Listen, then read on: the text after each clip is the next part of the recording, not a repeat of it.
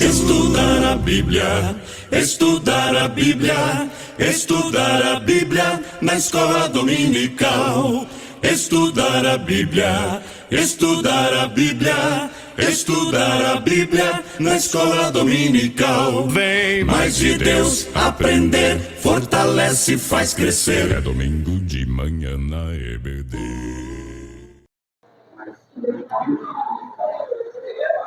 Paz do Senhor para os irmãos.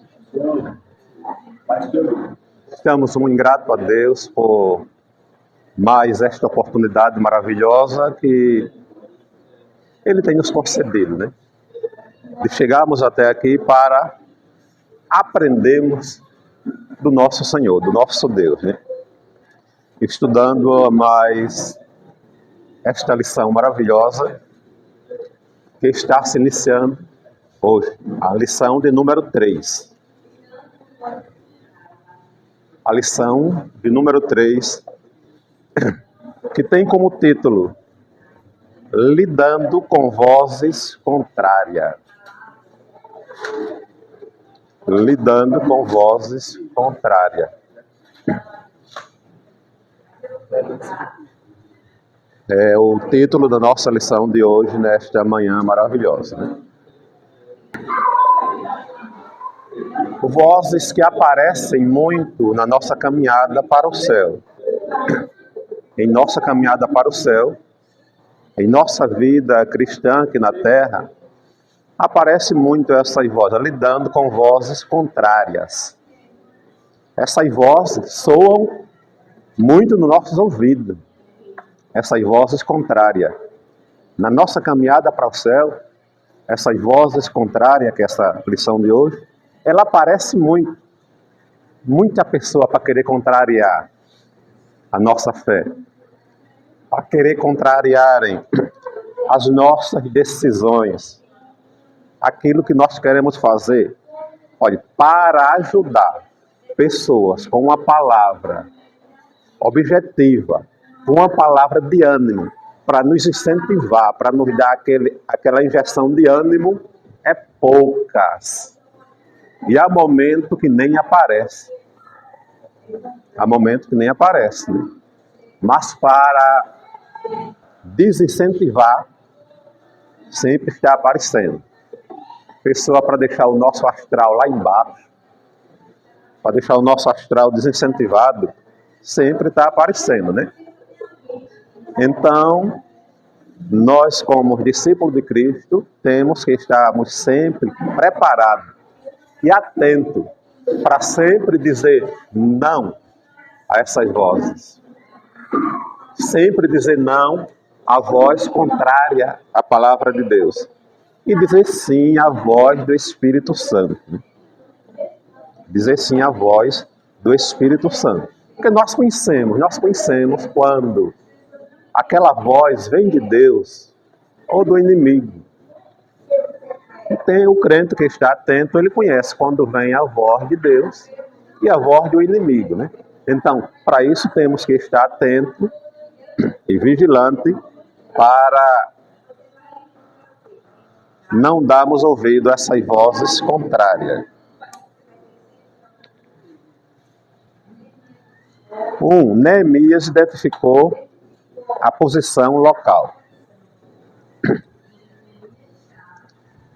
Enquanto Neemias e sua comitiva seguiam viagem para Jerusalém, antes mesmo de iniciarem a reconstrução da cidade, os opositores já haviam se levantado.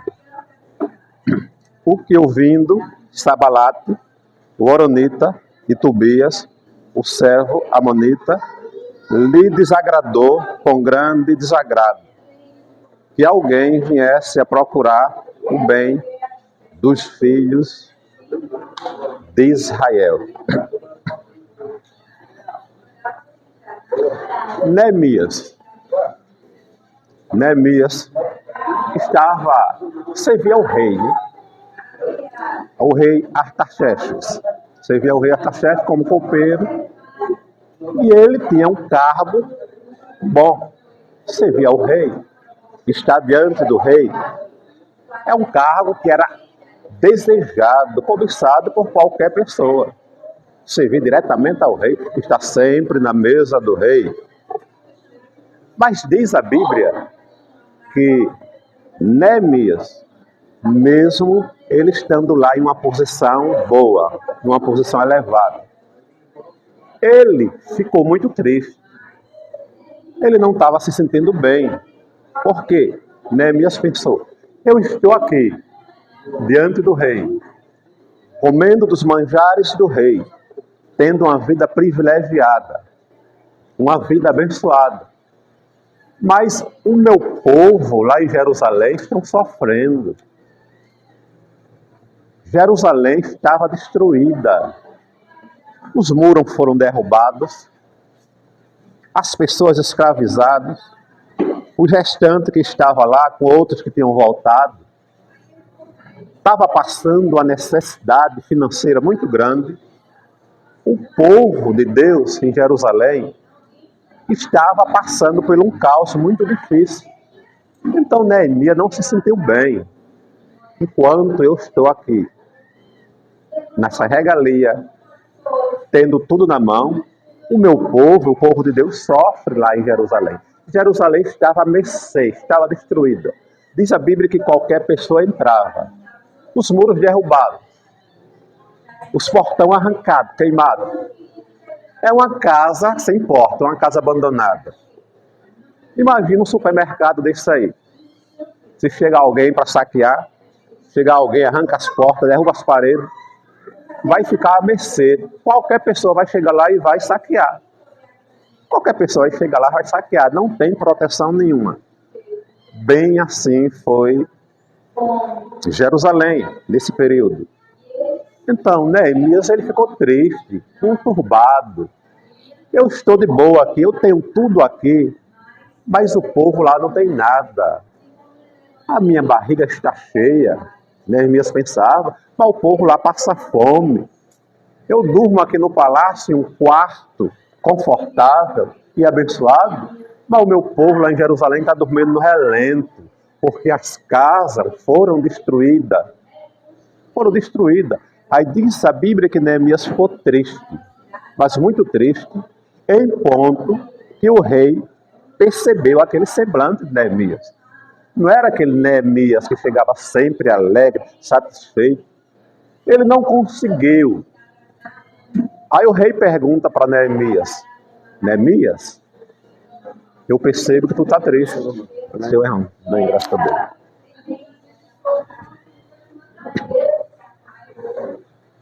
Aí o rei chega para Neemias e diz: Neemias, eu percebo que o teu semblante não é aquele mesmo de sempre. Estás me servindo bem, fazendo tudo que eu peço, mas eu percebo a tristeza no teu rosto. Eu percebo que tu está triste. Aí Neemias, humildemente, dirige-se para o rei e diz: certo, meu senhor, observaste bem. Observaste bem. Estou triste mesmo. Aí o rei disse: qual foi o problema? Alguém mexeu com tu? Foi alguém que te caluniou, fez alguma coisa? Aí Neemias diz: não, meu rei. É porque, como o senhor sabe, lá Jerusalém está destruída. Jerusalém, o povo, que é o meu povo lá, estão passando por muita necessidade. Meu povo estão passando fome. Estão à mercê de tudo. Então não tem como eu ficar satisfeito com isso. Aí o rei chega para Neemias e diz: tu queres que eu faça o quê? Tu queres que eu faça o quê? Aí Neemias diz: Senhor, somente tu, como rei aqui de toda essa província, poderia me autorizar. A lição 3. Estamos num ponto 1. Poderia me autorizar. Me autoriza para que eu vá lá ajudar o meu povo. Eu quero ajudar a construir. Eu quero ajudar a restabelecer, ajudar o meu povo. Dá-me carta. Aí o que é que o rei faz? Ó? Escreve uma carta dando autoridade, autonomia para Neemias ir lá ajudar o seu povo. Construir. Aí o rei dá autorização, carta para Neemias, para ele ir lá. Tinha que ter autorização do rei, para ele ir lá ajudar. De início,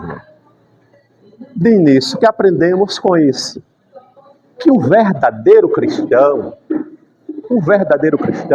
ele não se importa somente consigo. Não é um verdadeiro cristão, ele não se importa somente consigo. Eu muito bem não tenho como verdadeiro cristão. Você está lá na sua casa, abençoada, o seu armário cheio, a geladeira cheia, seus filhos vestidos, você abre o seu guarda-roupa e tem dificuldade na hora de escolher uma roupa, porque é tanta blusa, tanta calça, tanto terno, que você tem dificuldade de escolher tanto. Aí você, navegando, mergulhando numa bonança tão boa como essa, e vendo o seu irmão, tendo certeza que lá ele está com fome, está desempregado, sandália rasgada, as roupas rasgadas, o verdadeiro cristão, ele se compadece, ele não se sente bem. Ele pode até somente, ele não poder ajudar, mas ele reúne-se com mais alguns outros irmãos para que possam ir lá e chegar junto a ajudar aquele irmão. O cristão verdadeiro não fica alegre, não fica satisfeito, né, em estar mergulhado em bonança e vendo o seu irmão lá passando por necessidade. Essa é a primeira lição que Neemias passa para nós. Ele não ficou alegre, ele não ficou satisfeito com isso aí. Ele procura ajudar, apesar que há pessoas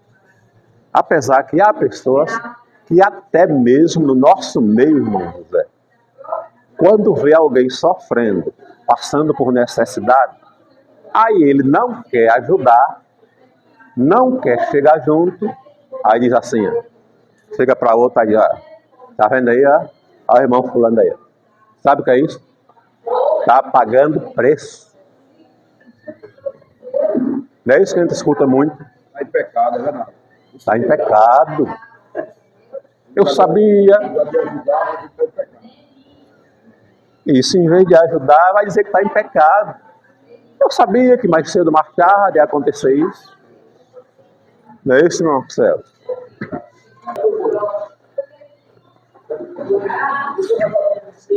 Aí então, há esse tipo de pessoa que ele, em vez de ir lá ajudar o seu irmão, em vez de ele ajudar, ele vai apontar.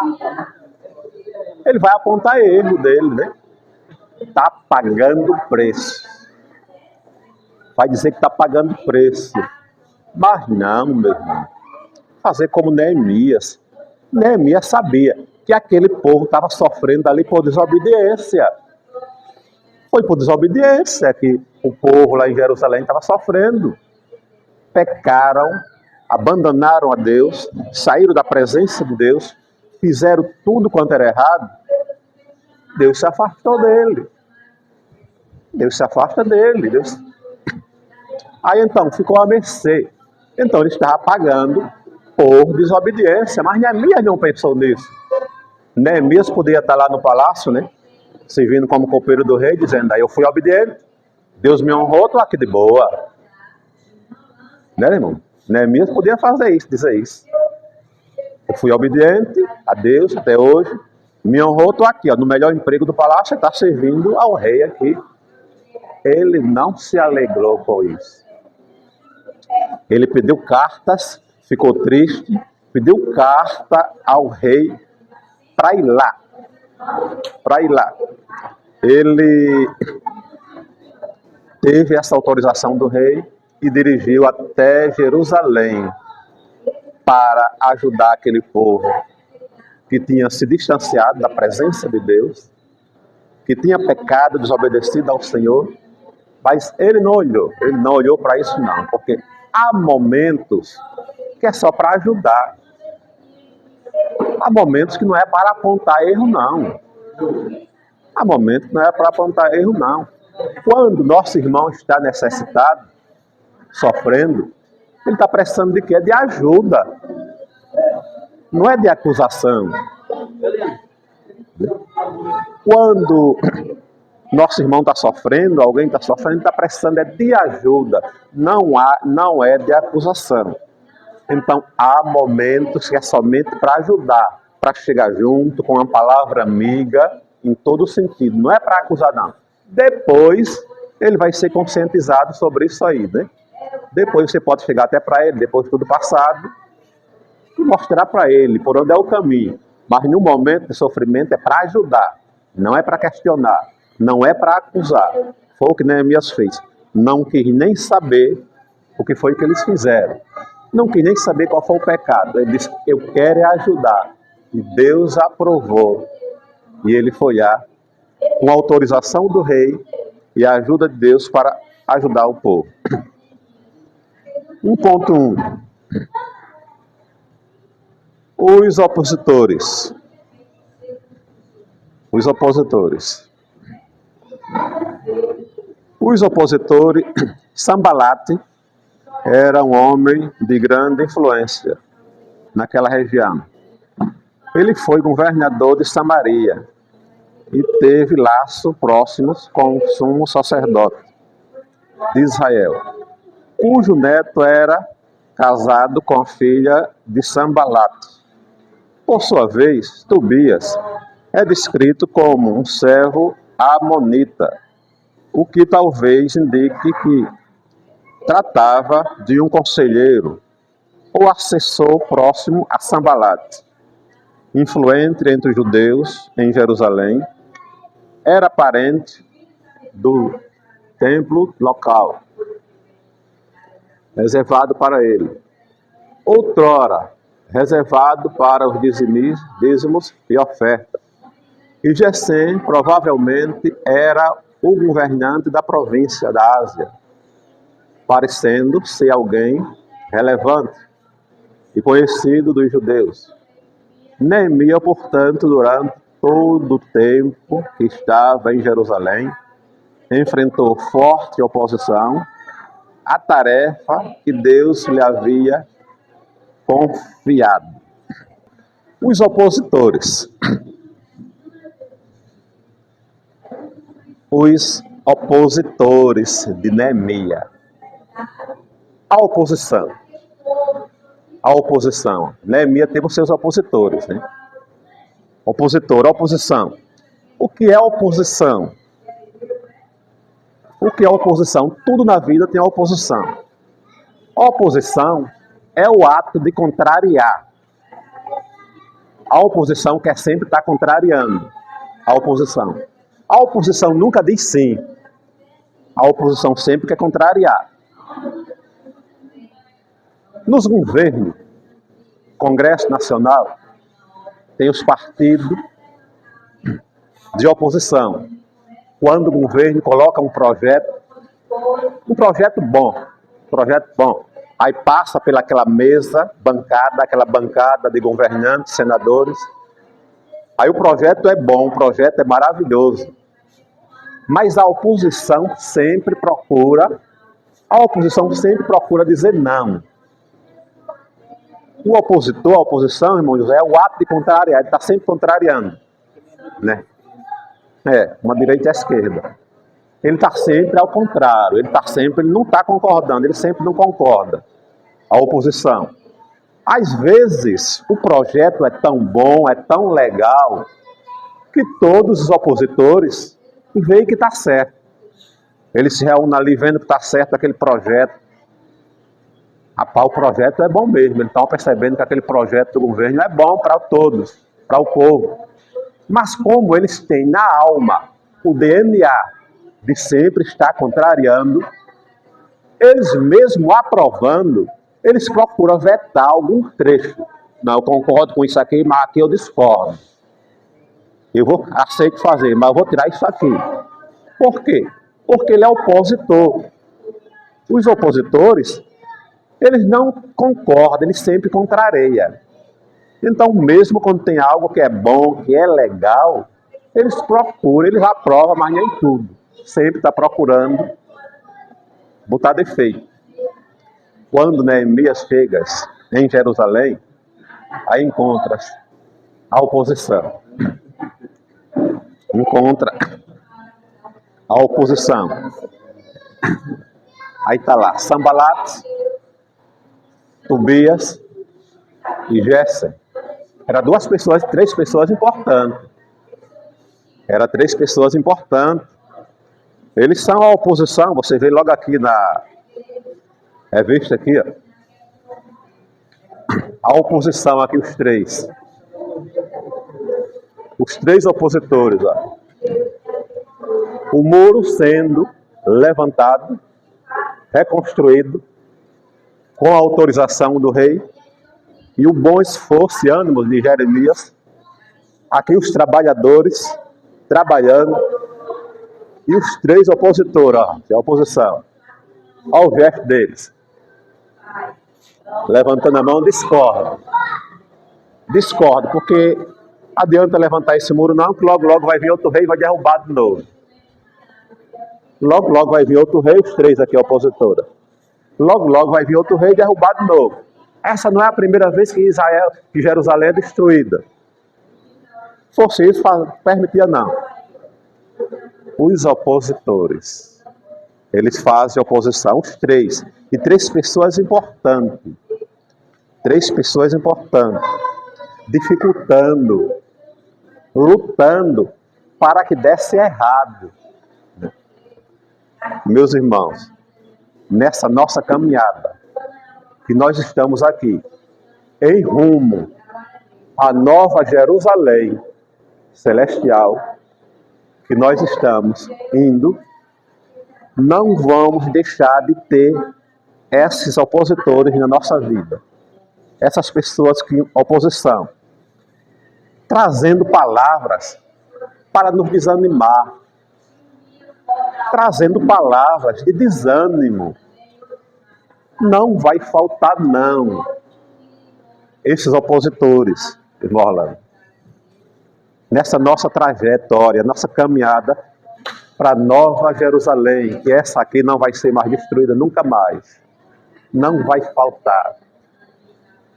Há quantas pessoas que chegam com palavras ofensivas para nos desanimar, para fazermos voltar atrás. Já hoje mesmo, de ontem para hoje, essa semana, eu estava até hoje conversando com minha esposa. Eu sempre, em alguma pregação, entra algum trecho, na lição também, procuro trazer para o cotidiano, sempre a parte de perdoar. Senhor, me ensina a perdoar. Aí eu estive até dizendo, eu acho que eu não vou pedir a Deus para me ensinar a perdoar mais não. Porque enquanto mais eu oro pedindo a Deus que me ensine a perdoar, aí as tribulações se levantam. Eu sou afligido. Porque para mim aprender a perdoar, para nós aprendermos a perdoar, temos que sermos caluniados. Temos que ser afligidos. Temos que ser contrariados. Essa semana também fui contrariado por duas pessoas, liderança do nosso ministério, palavras voltando atrás, não agindo como palavras de homens, né? E aquilo veio me ferir, aí o Espírito Santo me lembrou, fique com raiva não, lembra que tu está sempre dizendo aí que tem que aprender a perdoar, e lembra que só aprende a perdoar é sendo caluniado, sendo difamado. Aí eu disse, oh meu Deus, é verdade mesmo. É verdade mesmo. Está com as 3 lições, 4 que nós estudamos aqui, né? Que perdoar não é esquecer. Perdoar não é esquecer. Perdoar é não guardar mágoa, nem ter desejo de vingança. Porque alguém dizia assim, não. Se eu não esqueci e não perdoei. Não, não é assim. O Espírito Santo vai dar uma amnésia, não. Não vai fazer uma amnésia, não. Se eu sou caluniado, qualquer um de vocês é caluniado, quando vê aquela pessoa vai se lembrar. É normal, isso é normal. Se lembrar. Então, perdoar não é esquecer. Perdoar é não ter desejo de vingança. Nem guardar mágoa.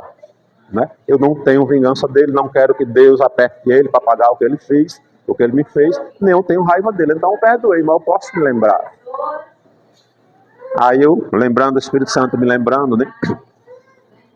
Aí eu digo amém, é isso mesmo, é verdade. Se você está pedindo a Deus para lhe ensinar a ser humilde, você vai ser humilhado. Você não quer aprender a ser humilde, então se prepare para essa humilhação. Se você está pedindo paciência ao Senhor, então se prepare que vai vir a rebordosa, porque é na prática que se aprende. É na prática que se aprende. Então, Neemias encontrou logo esses três opositores. Né? Encontrou logo esses três opositores. Sambalate, Tobias e Gessem. Então ele estava só para atrapalhar. Três pessoas influentes tentando atrapalhar Neemias de todo jeito. Lá na reconstrução dos muros de Jerusalém. Então nessa vida não vamos deixar de ter pessoas opositores. Essas pessoas, elas se alegram, se comprazem, ficam satisfeitas quando dá errado as nossas coisas. Os opositores, eles não se alegram não, quando vê você sendo abençoado. Os opositores, eles ficam tristes quando vê você se prosperar.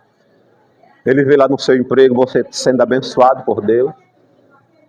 Ele vê você sendo abençoado, sua família abençoada. Ele fica insatisfeito. Essas pessoas, se ele vê o casal sair de casa com sua esposa, de mão dada, ali andando, satisfeito, ele fica insatisfeito, diz logo, aquilo ali é para mostrar, para dizer que são unidos. Mas não duvido nada em casa brigar com só dois cachorros. É o opositor. Ele discorda. Se Deus começar a lhe abençoar, você está ajeitando sua casa, reformando. Aí ele diz logo, aquele trabalho que ele trabalha não é isso tudo não. Tem alguma coisa errada. Tem alguma coisa errada. Os opositores, eles não ficam satisfeitos. Os opositores, todos eles, são pessimistas. Nenhum opositor é otimista. São tudo pessimistas. Quem são os pessimistas? As pessoas pessimistas são aquelas que veem dificuldade em tudo, coloca dificuldade em tudo, nada para ele presta, nada para ele é fácil. Os pessimistas. Os otimistas é o contrário. Os otimistas, em meio à dificuldade, ele está vendo a dificuldade, mas ele transforma aquela dificuldade, ele começa a ver o otimista além da dificuldade. O otimista, ele começa a ver na frente. Ele está olhando, ele está vendo a dificuldade, mas ele encara aquela dificuldade como uma barreira que esconde a oportunidade. A barreira esconde a oportunidade, irmão Orlando. O otimista vê, ele quer fazer algo. Aí muito bem, é difícil financeiramente, nós sabemos que não está fácil, está difícil. Mas ele vê, ele como otimista, primeiramente ele crendo em Deus, sabendo que tem a ajuda do Pai, ele diz que aquela barreira está ali na frente. Mas eu não vou deixar que essa barreira me impeça de prosseguir. Se eu tiver de passar por cima dela, eu vou passar. Eu passo por cima dessa barreira, que pode ser um problema na sua vida, ou um problema financeiro, ou um problema conjugal, ou um problema lá no trabalho, ou um problema de saúde, ou um problema com a vizinhança. Essa barreira pode ser qualquer tipo de problema. Ela está ali na frente. Mas você não vê, olha, há montanhas altas, grandes. Você vê lá a montanha. Mas aquela montanha alta, ela não vai até o final lá do planeta. Aquela montanha, por grande que seja alta, ela vai subir com dificuldade. Ela vai ter uma extensão grande, mas vai ter um local lá na frente que ela vai descer e pegar o plano novamente e você prosseguir. Então, nenhuma barreira para o cristão pode paralisá-lo. Nenhuma barreira para nós cristãos pode nos paralisar. Nós temos que ser otimistas. Essa barreira está ali, né? Então, primeiro temos que fazer o quê? Orar a Deus. Orar a Deus para Ele me ajudar. Que Deus é o princípio de tudo. Temos que ter a ajuda dEle. Aí você orou a Deus, confiou nele, então prossiga. Prossiga.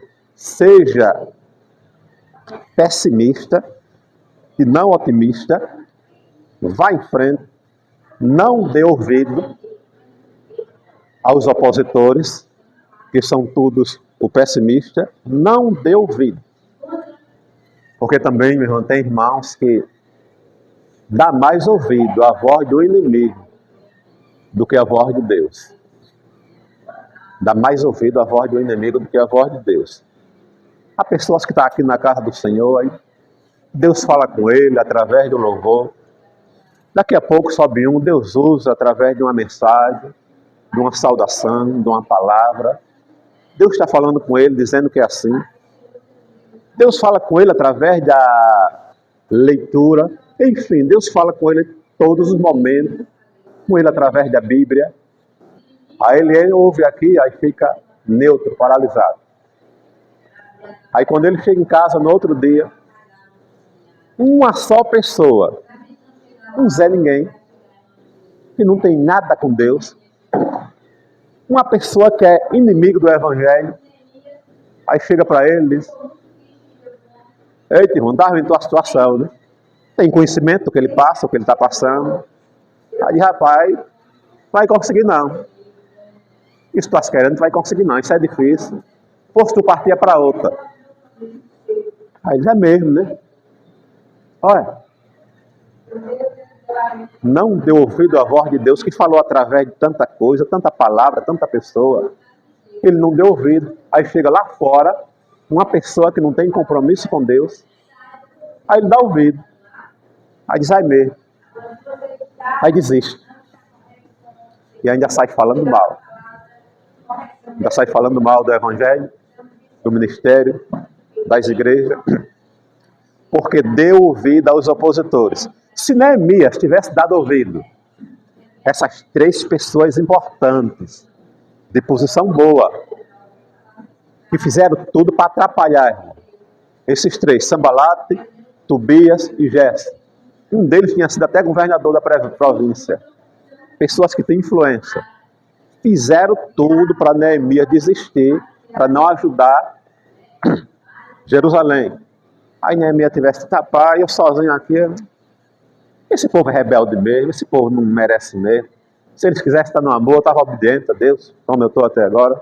Mas não sabe nenhum, eu vou desistir. Eu vou voltar lá para o meu palácio, lá onde eu estou com o rei, que é bem melhor. Aí teria desistido. O povo estaria sofrendo e ele também ia pagar o preço. Ele também ia pagar o preço. Porque quando Deus coloca um propósito em nossas mãos, quando Deus coloca uma incumbência em nossas mãos, isso, obrigado, irmão, já está acabando ele. Nós temos a responsabilidade. Quando Deus coloca uma incumbência nas nossas mãos, nós temos a responsabilidade de cumprir, de colocar em prática. E Ele cobra. Lá na parábola daquelas pessoas que receberam o talento, 5, 2 e 1. Cada um recebeu os seus talentos. O que recebeu 5 foi lá, granjeou. Chegou com mais 5, tá aí meu senhor aqui, ó, tu me deste 5. Tem aqui, ó, 10. O senhor ficou alegre, satisfeito. Muito obrigado, parabenizou-lo. Tem crédito comigo. O outro ganhou 2 talentos. Granjeou mais 2. Chegou lá e disse: ó, senhor, me deste 2. Fiz 4. Parabenizou-lo. Muito obrigado, servo fiel. Tem crédito na casa. O outro recebeu um talento. Olhou assim e disse: rapaz, é pouco demais. Não é pouco demais. Isso já tiramos o primeiro exemplo, que não existe pouco quando Deus está abençoando. O pouco, Deus vai abençoando e se transforma em muito. Não sabe o que é que eu falo? É um talento só. Vai enterrar, deixar para lá. enterrou, ficou tranquilo, chega na hora da prestação de conta. Aí aqui, toma aqui, ó. Quando o senhor olhou assim, o rei olhou. Cadê o outro? Eu sabia que tu era duro mesmo, eu sabia que tu colhe onde não plantou. E eu enterrei. Toma aqui o que é teu. Eu acho que ele até pensou, né? Eu devia não ter dado era nada, tô devolvendo o que é teu, não tá se perdendo tanto. Talvez até pensou isso aí. Devia ter agastado esse talento. Estou te dando aqui o que é teu. Aí ele recebe o nome de servo mau e infiel. Por quê? Porque recebeu a incumbência do seu servo, aquele senhor representava Deus, o rei, e não colocou em prática. Não colocou em prática. Então, Deus cobra e pune aquele que recebe a incumbência de ir lá, de abençoar, de ajudar e não faz.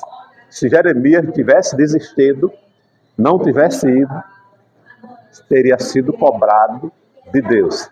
Então, meus irmãos, seja lá o que for, o que Deus colocou em tuas mãos, não importa.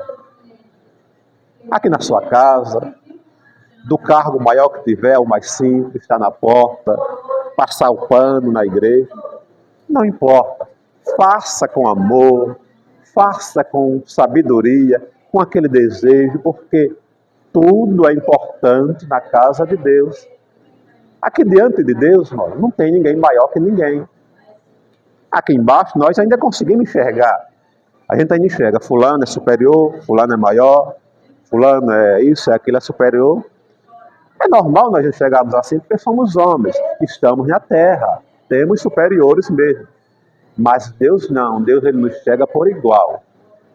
Ele nos enxerga por igual. Portanto, com observação, Deus cobra mais daquele que ele tem mais dado. Se você é líder, se você é chefe, assuma a liderança, então Deus cobra mais daquele que é lhe dado, porque você é responsável. Você é responsável por um grupo, um certo grupo, então Deus vai cobrar mais de você. Tem até um ditado que diz, enquanto mais lhe será dado, mais lhe será cobrado. Né? Então, portanto que isso, na casa do Senhor, devemos fazer aquilo que Ele nos colocou em nossas mãos. Não importando o que seja, não importando o que for. O que importa é que nós aceitamos aquilo que Deus, a sua incumbência em nossas mãos, e façamos com alegria. Porque isso agrada a Ele e nos trará bênção. 1.2. Os inimigos de Deus são unidos. Os inimigos da obra de Deus são unidos. Os inimigos da obra de Deus são unidos. Na história de Neemias, 3 pessoas relevantes se uniram contra a obra e restauração de Jerusalém. Também em outras passagens vemos opositores que se unirem contra os que estavam fazendo a vontade de Deus, ou para pecar, como Datã, Coré e Abirão, Acabe e Jezabel, Ananias e Safira, entre outros. Certa ocasião, acusaram Jesus de expulsar os demônios de Beelzebu, ao que ele replicou, mas conhecendo ele os seus pensamentos, disse-lhes, todo reino dividido contra si mesmo será assolado, e a casa dividida contra si mesma cairá. E também Satanás está dividido contra si mesmo. Como subsistirá o seu reino? Pois dizeis que eu expulso os demônios por Beelzebu, o reino das trevas é mau e unido, e sua intenção é destruir os que obedecem ao Senhor. Olha, os inimigos da obra de Deus, eles são unidos. Os inimigos da obra de Deus, eles são unidos. As pessoas que são inimigos da obra de Deus. Ele dá o exemplo aqui. Ó. Quem se uniu? Datã, Coré e Abirão. Datã, Coré e Abirão. Se uniram os três para conspirar contra quem? Moisés. Moisés. Se uniram. Você vê a facilidade de se unir para fazer o que é mal, para discordar. Os inimigos da obra do Senhor. Se uniram logo, chama e chega, tem aquele prazer. Aquela pessoa que tem aquele prazer de defamar. Fala mal daquele irmão, fala mal daquela pessoa. Chama um, chega lá, se junta, chega na casa do outro, chega, faz que senta aqui mesmo, senta aqui. Tem aquele prazer, senta aqui, puxa aqui a cadeira. Aí, aquele que está falando mal, primeiro você está falando mal, rapaz, aquele irmão ali, ó, o pastor, o ministério, nunca viu um negócio daquele. O outro não bate nem as pestanas. Olha o zoião, ó. Dá uma atenção tão grande quando é para falar mal, quando ele se une para tramar o mal. Pense na atenção. Entra aqui e fica aqui mesmo, não sai nem de outro. Foi mesmo, irmão? Rapaz. Aí o outro de lá discutindo com aquele ar de riso, né? Eu bem que desconfiava disso. Eu bem que desconfiava. Atenção 100%, irmão. Ele se une de uma forma, quando é para maquinar o mal. Você pode ver, todo mundo já passando por isso aqui. Pense na atenção. Rapaz, foi mesmo. Ele já está ouvindo aquele mau comentário, já está pensando em repassar para outro irmão também aí que gosta disso aí, né? Já está pensando, né? Ele pensando, irmão fulano de tal vai gostar de saber disso, ainda diz assim, vai gostar de saber disso. Os inimigos da obra de Deus são unidos. 1.2. Ele se une. Datã, Coré e Abirão se uniram fortemente para falar mal de Moisés, para ir de encontro. Na hora da palavra de Deus, está aqui, Deus falando, e ele aqui de lado, conversando com o irmão, conversando com o outro, pastor pregando, qualquer um pregando, e ele está nem aí o pensamento lá, mas para se unir, para ser contra a obra de Deus, a atenção é 100%, né, pastor? Os inimigos da obra de Deus que se juntam. Aí cita o caso também aqui de Acabe e Jezabel, marido e mulher. Olha, se uniam Acabe e Jezabel para tramar o mal. Para tramar o mal. Quando foi para tomar vinho de Nabal lá, ele deu totalmente atenção a ela, né? Se uniram direitinho e foram lá matar. Cita outro exemplo também aqui, ó, Ananias e Safira. Como se uniram, né? Vendendo a casa. Aí chega Ananias, minha esposa, a parte de lá vai ser grande, né? O dízimo lá, a parte vai ser grande, né? Até o inimigo usa. Até aí. Para atrapalhar. A Bíblia não diz o valor de quanto eles venderam a casa. Vamos supor uma casa de 200 mil. Vamos supor fazer uma conjuração de 200 mil. Vender a propriedade dele 200 mil. Então vai ser muito. O que é que tu acha a gente dizer que vendeu por 100? É bom, né? É bom. Se uniram, dando total atenção ao outro para serem opositores contra a obra de Deus. Para fazer oposição. Então isso, meus irmãos, Jeremias encontrou essa oposição muito grande, muito forte. Jeremias. Esses três homens, Sabalat, Tobias e Gésem, que foram opositores. A oposição é aquelas pessoas que vêm só para atrapalhar, para descontrariar, né? Então sempre aparece. E o maior opositor, a maior oposição que existe em nossas vidas, e muitas vezes chega desapercebido, existe dentro de nós mesmos. O maior opositor é o desânimo. O desânimo, ele existe dentro de nós mesmos. Não precisa nem muitas vezes ninguém chegar para vir com essa oposição. Você fica ali desanimado, achando que não vai conseguir, que não deve. ouvindo a voz do desânimo e para. Esse é o pior, porque está ao lado sempre. Sempre quando a coisa parece estar difícil, o desânimo quer bater, para desanimar.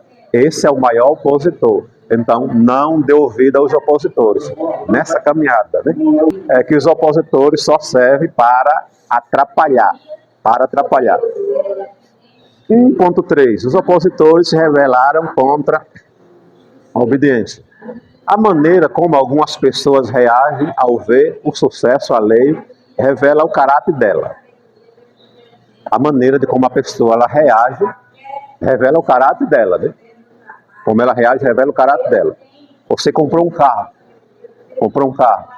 Aí aquela pessoa fica botando defeito. Tem pessoa que bota defeito só, com inveja.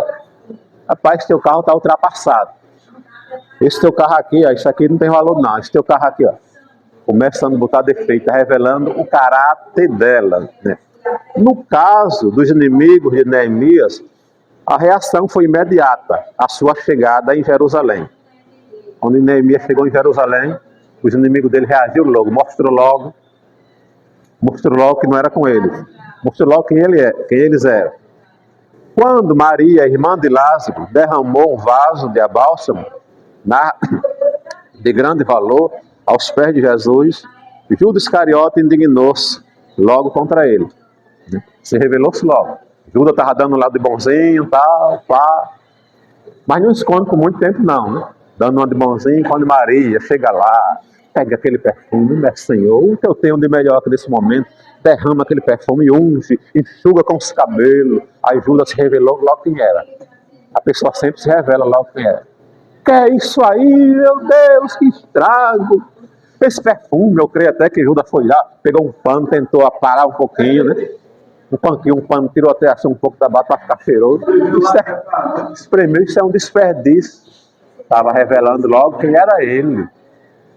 Judas estava revelando logo quem ele. Eis a lição que todos devemos compreender. Sermos prudentes e vigilantes, atentos aos sinais à nossa volta, agindo com sabedoria dos opositores. Eis um sinal que devemos compreender. Prudente. O que é uma pessoa prudente? Uma pessoa prudente é aquela que analisa tudo antes de tomar a decisão. Uma pessoa prudente. Porque prudente vai dizer, eu sou prudente, não. Uma pessoa prudente, ele vai fazer algo. Olha, uma pessoa prudente diz que é aquela pessoa que analisa tudo. Você vai fazer algo, vamos dar um exemplo. Estou querendo bater um primeiro andar na minha casa. Bater um primeiro andar, estou com 50 mil guardado. Dá. Aí ele vai lá e começa. Esse não é o prudente. O prudente é aquela pessoa que analisa tudo antes de tomar a decisão. Ele diz 50 mil, chama um pedreiro primeiro, manda fazer todo o projeto. Quanto vai gastar? Se ele está devendo alguma coisa, quanto é a diária do pedreiro, o servente, faz todo o relato. Aí ele vai perceber que o dinheiro não vai dar.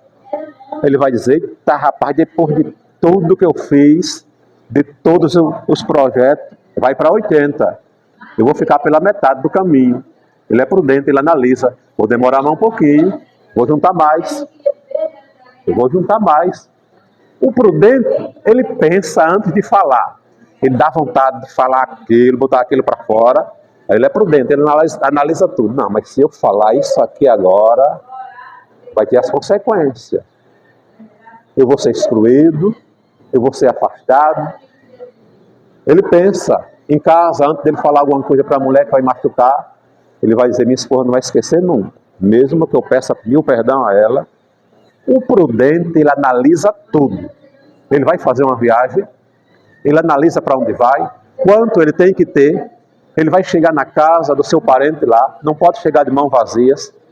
Ele analisa quantos dias ele vai passar lá, quanto ele tem que chegar lá para dar. Uma pessoa prudente, irmão, é aquela pessoa que analisa tudo antes de tomar a decisão. Então, segundo a nossa lição, eu aprendi isso hoje, falava muito em prudente. Mas pensa, prudente tentar fazer o que é certo, né? Mas não, prudente é aquela pessoa que analisa tudo. Então, segundo o Espírito Santo de Deus que nos ensina essa manhã, ser prudente é ser aquela pessoa. Tudo que você for fazer, analise todos os lados. Tudo. Não olhe somente o lado da vantagem, não. Nós costumamos olhar somente esse lado da vantagem. Analise tudo. Sente, estude, coloque em pauta o que vai faltar, se vai dar, se vai prejudicar alguém aquilo que ele vai fazer. Às vezes o negócio é bom para mim, mas vou ter que prejudicar alguém, o vizinho, um amigo, o seu irmão na igreja, seu pai, sua mãe, seu filho, seja lá quem for. Seja prudente. Ser prudente é ser uma pessoa que analisa detalhe por detalhe antes de tomar aquela decisão. Essa pessoa prudente. Então, nós aprendemos do Senhor neste momento que ser prudente é analisar tudo. 2.1. Neemias guardou tudo em secreto. Olha. Ao chegar em Jerusalém, Neemias não falou com ninguém sobre o seu plano, pois sabia que isso despertaria a atenção. Olha. Outro cuidado que nós temos que ter. Neemias, ele guardou tudo em secreto. Ele não chegou logo dizendo, não, eu vim aqui para reconstruir esses muros de Jerusalém e tal, aí acabei logo prendendo. Ele não queria. Ele guardou o seu plano. Ele chegou, foi analisar primeiro. Nem tudo que nós fomos fazer não é para estar dizendo para ninguém. Irmão, nem tudo. Você tem qualquer plano bom, não fique dizendo para ninguém. Porque aos invejosos, aquelas pessoas que vão tentar e atrapalhar. Então, a gente vê até na internet um monte de videozinho que diz, né? Vai fazer isso, fica calado. Vai fazer aquilo, fica calado. Então, nem tudo que você for fazer, não conte para ninguém. E muitas das vezes, principalmente da família. Há tantos parentes invejosos.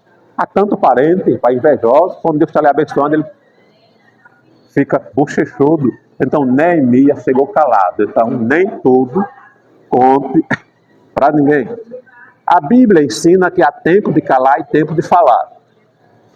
Há tempo de falar, calar e tempo de falar. Você está em plano, está em projeto de ter aquilo, fazer aquilo, fica caladinho. Fica caladinho. O tempo agora é de ficar calado, para ninguém atrapalhar. Vai lá, fazendo, batalhando, trabalhando, juntando, se organizando. Tem que ter organização, se organizando, economizando. Projeto. Porque nós temos um costume, é do brasileiro, mas não podemos ser brasileiros nessa hora. Temos que ser cristão. Um projeto dos brasileiros é assim, ó, começar e não terminar. É do brasileiro, começar e não terminar. Ele começa a fazer caminhada todo dia. 1 mês, 2, 3, 4, vai parando, parou. É do ser humano, é de nós mesmos, começar e não terminar. Eles vão me alimentar bem agora, vou comer só isso aqui e tal, vou dormir tal horas, eu vou ler a Bíblia, tantos capítulos por dia, aí começa bem. Ó. 1 mês, 2, 3, às vezes nem chega, para. Não, continue. Há tempo de calar e tempo de falar. Você está nesse período de ficar calado, batalhando, lutando, para ninguém querer atrapalhar, aí consegue. Aí depois que você conseguiu, aí tá como diz aqui, agora é o tempo de falar, aí você vai agradecer. Aí chega ali e diz, ó, agradecer ali no público, a bênção que Deus me deu para todos de uma vez ouvir. Zé. Vou caminhar. Não vou ver. E lá na frente eu falo, não vou parar não. Não, mas aí não tem tempo para não, só quando tiver velho que não puder mais. Pronto, isso mesmo. Tudo tem o seu tempo. Então, se eu estou na caminhada, 50 anos, 60 está aguentando, 70, eu estava na quadra, um dia de manhã, chegou um velhinho. O velho deu show. Camboeleta, tesoura voadora, pulava para lá, pulava para cá. Parou todo mundo.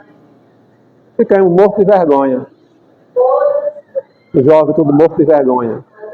Quando terminou, chegamos e dissemos: meu avô, o senhor tem quantos anos? 85 anos. Meu Deus, 85. Ainda não tinha chegado o tempo dele parar. Os ossos, estava bom. Não, é isso, passei a mostrar mesmo. É isso, passei a mostrar. Eu estava percebendo que era passar a mostrar. Aí depois daí ela não morreu.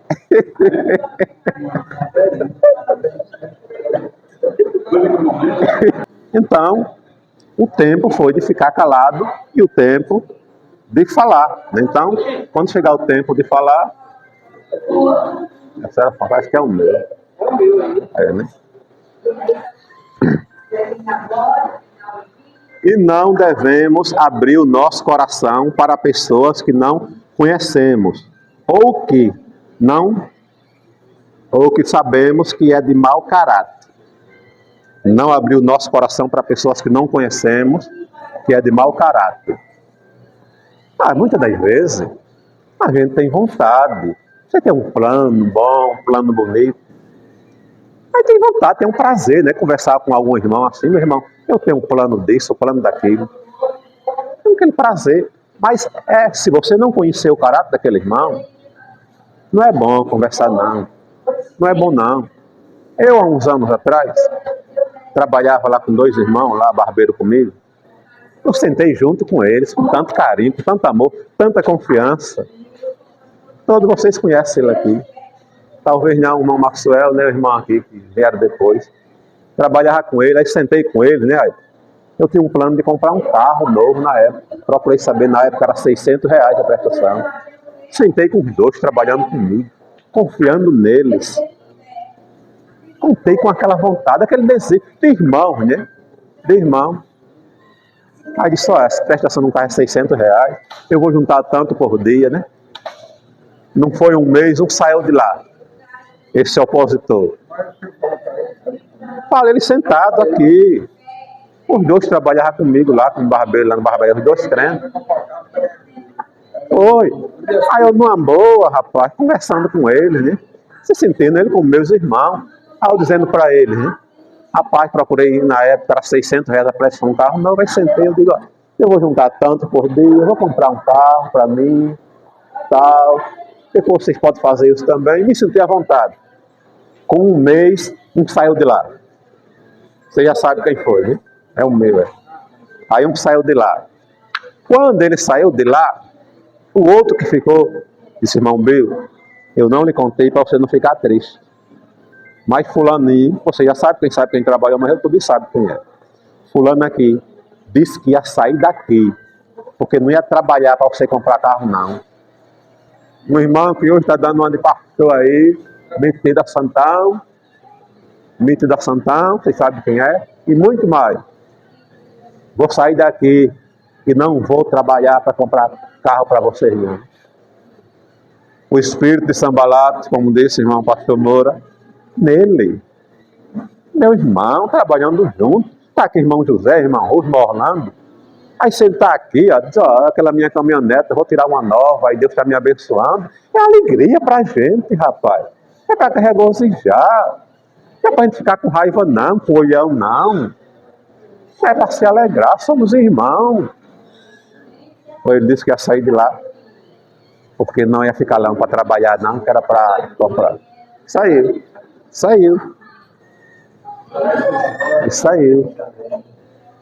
Ainda é para se alegrar. Esse é o espírito de Sambalata. Por isso diz: não conte essas coisas para as pessoas, né, que você não conhece. Neemias buscou conhecimento. Por isso, ao chegar, fez uma inspeção noturna dos muros e das portas, avaliando com precisão o que precisava ser reconstruído.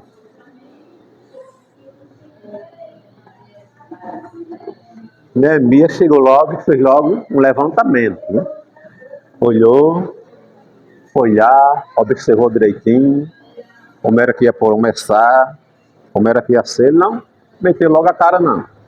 Meteu logo a cara, não. Ele buscou conhecimento, buscou conhecer.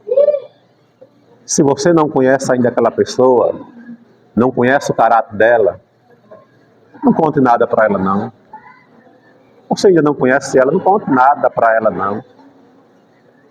Por que é que muitos casamentos, principalmente no nosso meio cristão, vão tudo de água abaixo? Muitos vão tudo de água abaixo por falta do conhecimento. Primeiro, a Bíblia diz, Jesus disse, errai muito. Por quê? Porque tu lê muito a Escritura? Não. Errai muito por não conhecer as Escrituras. E quem não conhece as Escrituras é porque não está lendo. Então, o gênio é gênio.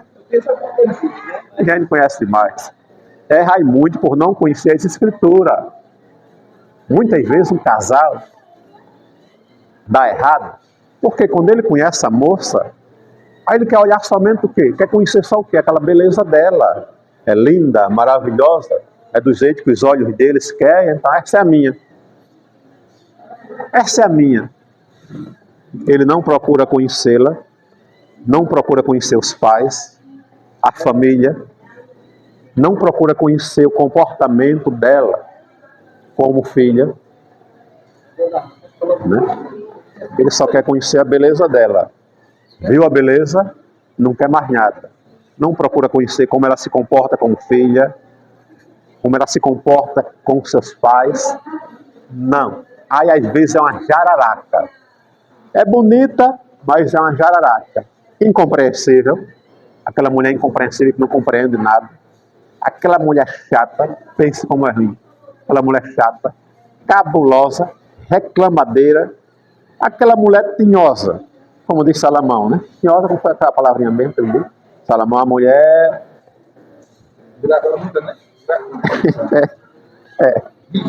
Rixosa, isso mesmo. Ela é tudo isso. Mas ele não procura conhecer primeiro. O namoro é para isso, né?